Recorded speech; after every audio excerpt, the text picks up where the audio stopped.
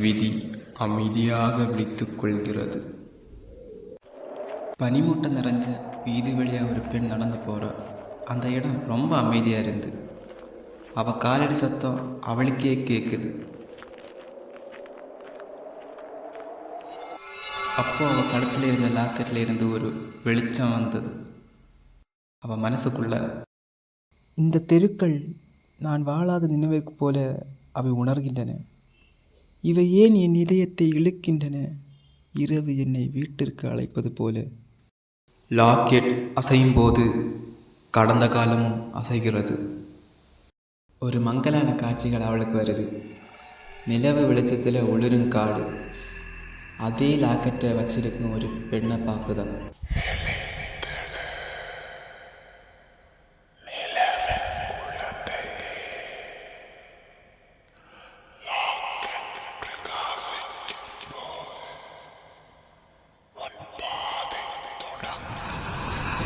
தூக்கத்தின் நிழல்களில் இருந்து எதிரொலிகள் பரபரப்பை ஏற்படுத்துகின்றன.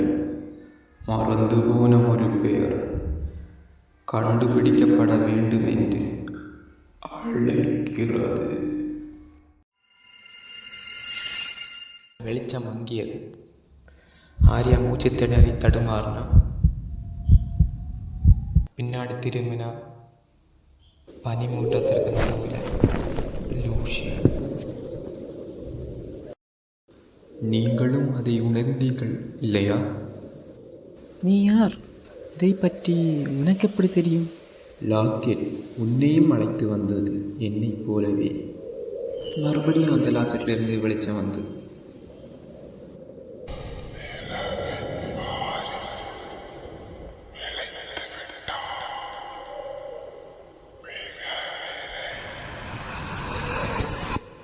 நீங்கள் பாதையை திறந்து விட்டீர்கள். இப்போது இருள் பரவுகிறது. எந்த பாதை? எந்த இருள்? நான் விளக்குகிறேன், ஆனால் இங்கு இல்லை.